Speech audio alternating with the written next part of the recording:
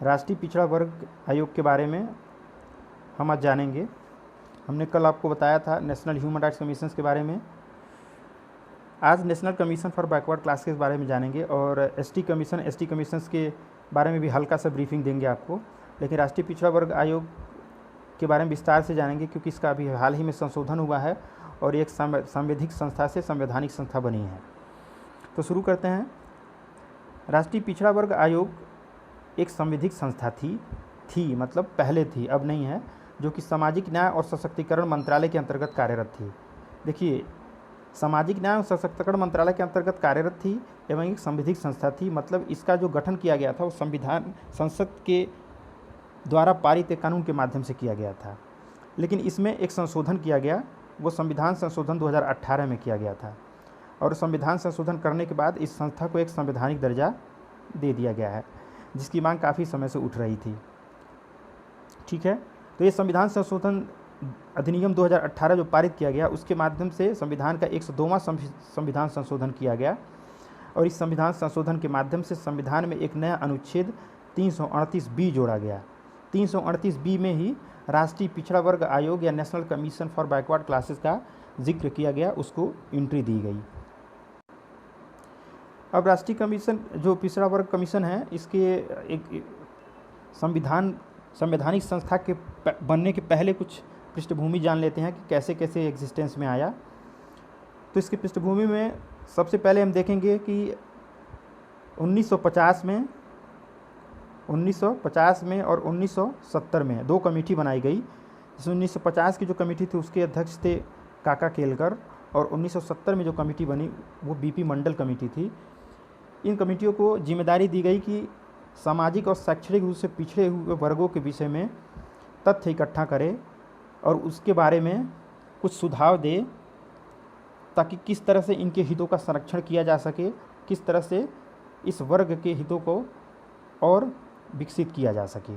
ठीक है, ये पहला प्रयास था। और ये दूसरा, इसके बाद संविधान में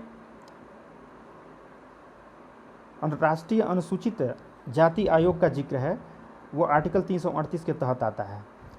ठीक है, तो चूंकि संविधान में राष्ट्रीय अनुसूचित जाति आयोग का जिक्र है, तो क्यों एनसीबीसी या national commission for backward class को नहीं इंक्लूड किया गया है?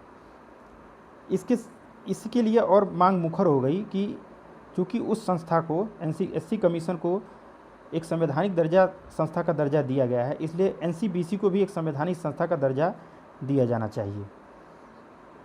ठीक है, आगे आप देखेंगे कि 2003 में एक संविधान संशोधन भी किया गया। उस संविधान संशोधन के माध्यम से जो एससी कमीशन होता था, इसमें पहले एसटी कमीशन भी यानी राष्ट्रीय अनुसूचित जनजाति आयोग भी इसमें इंक्लूड था। लेकिन 2003 में संशोधन करके इसको उससे अलग कर दिया गया और राष्ट्रीय अनुसूचित जनजाति आयोग, जिसे एसटी कमीशन हम कह रहे हैं, इसका अस्तित्व 2004 में आ गया था। इस प्रकार देखेंगे कि एससी कमीशन और एसटी कमीशन ये दोनों एक प्रकार से संवैधानिक संस्थाएं बन गई। तो इनके संवैधानिक संस्था बनने के बाद ये मांग और मुखर हो गई कि एनसीबीसी या national commission for backward class को भी एक संवैधानिक संस्था का दर्जा दिया जाए। इंदिरा साहनी केस, जिसे फेमस मंडल केस के नाम से भी जाना जाता है, सुप्रीम कोर्ट ने भी एक टिप्पणी की थी और भारत सरकार को ये कहा था कि आप एनसीबीसी जो संस्था है उसको एक अस्थायी कमीशन प्रदान कीजिए। तो इसी के अनुपालन के संबंध में सबसे पहले प्रयास जो किया गया था वो एनसीबीसी एक्ट 1993 यानी संसद द्वारा एक कानून पारित किया गया, उसको national commission for backward class अधिनियम 1993 कहा गया।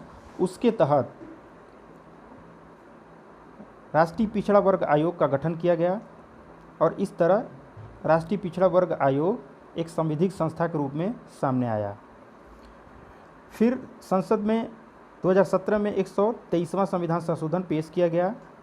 फिर आपको पता है कि 102वां संविधान संशोधन के रूप में एक्सेप्ट हुआ 2018 में और एनसीबीसी 11 अगस्त 2018 को अस्तित्व में आया।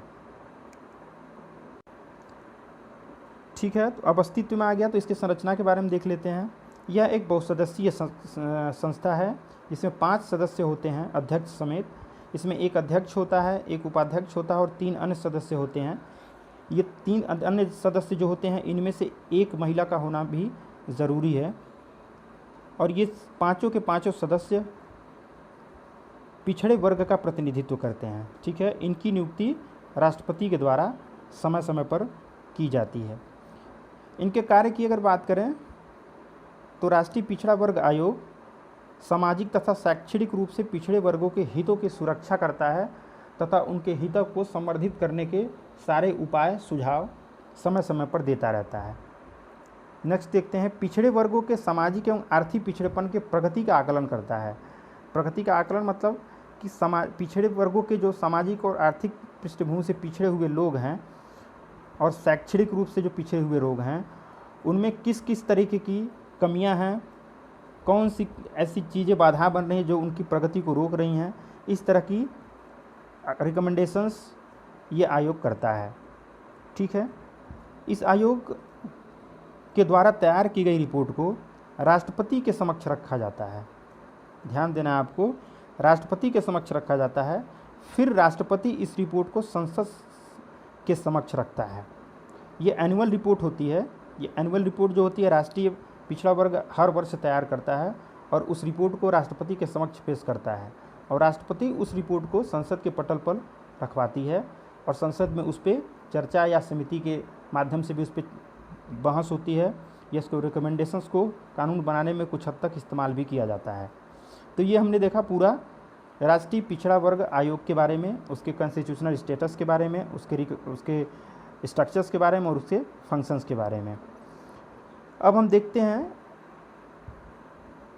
राष्ट्रीय अनुसूचित जाति आयोग। इसकी ब्रीफिंग हल्की है क्योंकि ये काफ़ी पुरानी संस्था है और इसका जिक्र संविधान में भी है, तो इस पर बहुत ज़्यादा चर्चा करने की आवश्यकता नहीं है। संविधान के आर्टिकल में इसके बारे में जिक्र मिल जाता है। तो यह एक संवैधानिक संस्था है, यह ध्यान देना आपको। ये शुरू से ही एक संवैधानिक संस्था रहा है जिसका जिक्र आर्टिकल 338 में किया गया है। इसमें भी कुल सदस्य कितने होते हैं? 5 होते हैं। इसमें एक अध्यक्ष होते हैं, एक उपाध्यक्ष होते हैं और 3 अन्य सदस्य होते हैं।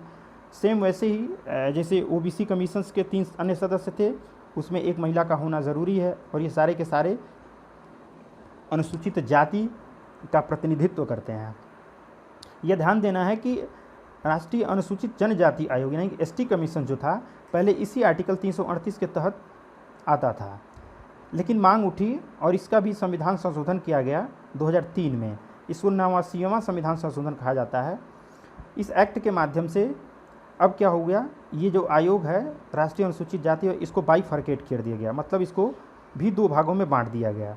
ठीक है, उसके बाद क्या हुआ, इसका परिणाम जब बांट दिया गया तो इसका परिणाम ये हुआ कि राष्ट्रीय अनुसूचित जाति आयोग 338 के तहत आ गया और संविधान संशोधन 2003 के माध्यम से राष्ट्रीय अनुसूचित जनजाति आयोग 338A, यहाँ मिस कर गए हैं, ए है, 338A के द्वारा इसको संस्था को भी संवैधानिक दर्जा दे दिया गया।